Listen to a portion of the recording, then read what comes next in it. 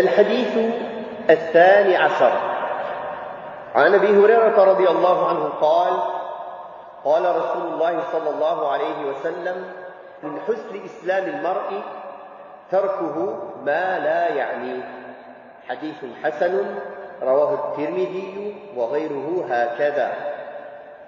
Le 12e hadith, le hadith de Abu Huraira radiyallahu anhu, où il a dit que le messager d'Allah sallallahu alayhi wa sallam a dit: il fait partie comme signe de soumission à l'islam ou de bonne appartenance à l'islam de l'homme de délaisser ceux qui ne le concernent pas.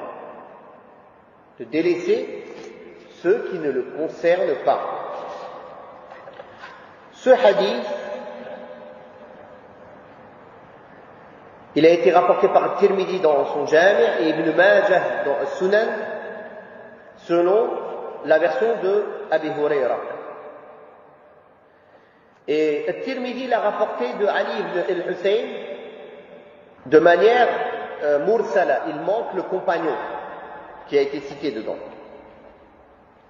Donc ce hadith, concernant la chaîne de transmission, il est faible. Il n'est pas authentique.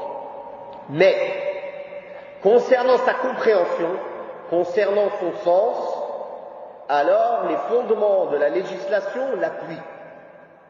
Donc son sens est bon.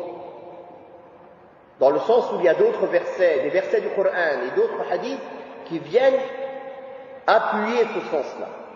Quand il dit ici, il fait partie de bonne appartenance, de signes de bonne appartenance à l'islam, quand il parle de l'islam ici, il parle de l'islam de manière absolue.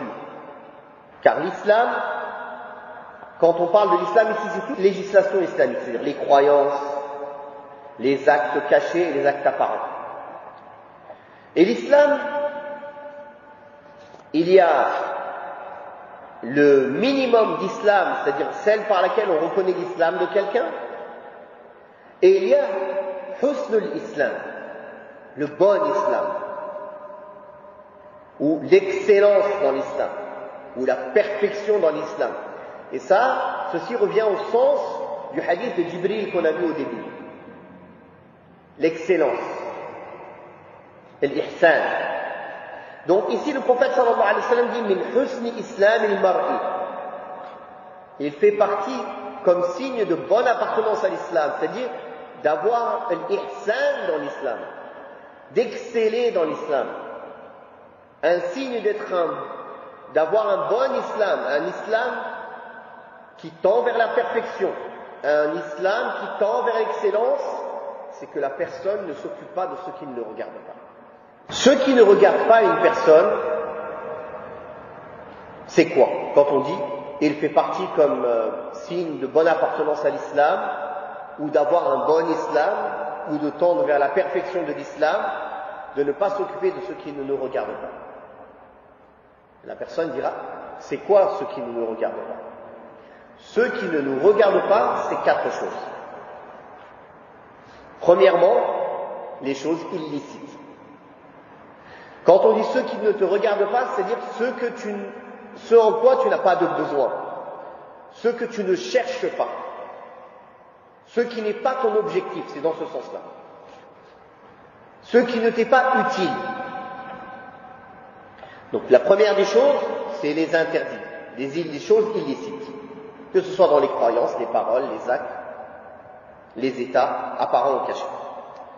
La deuxième catégorie des choses qui ne te regardent pas, qui ne te sont pas utiles, les choses détestables, qui est un degré moindre que illicite. Quelle est la différence entre une chose illicite et une chose détestable? Ce qui est illicite, il est demandé de le délaisser d'une manière formelle, sans choix. Et celui qui ne le délaisse pas d'une manière formelle, il est mis en garde d'être puni. Il est mis en garde d'être puni, de subir la punition. À la différence de ce qui est détestable, Allah a demandé de le délaisser, mais pas de manière formelle.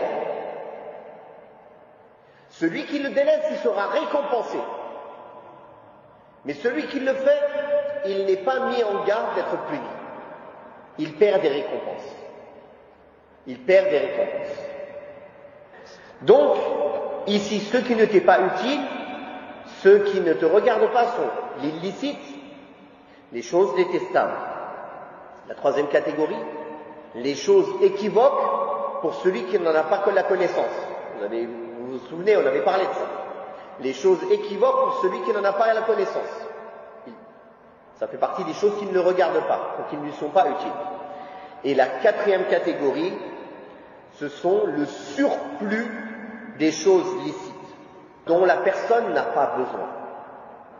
Le surplus, le dépassement dans les choses licites, dont la personne n'a pas besoin. Voilà les 4 choses qui ne sont pas des choses utiles et qui sont des choses qui ne te regardent pas, qui ne sont pas tes objectifs. Les choses illicites, les choses détestables, les choses équivoques et le surplus des choses licites dont tu n'as pas besoin. Donc, délaisser ces 4 choses-là est un signe d'être un bon musulman et qu'on tend vers la perfection dans notre pratique de l'islam. Voilà ce que cette parole veut dire. C'est un encouragement à délaisser ces 4 choses.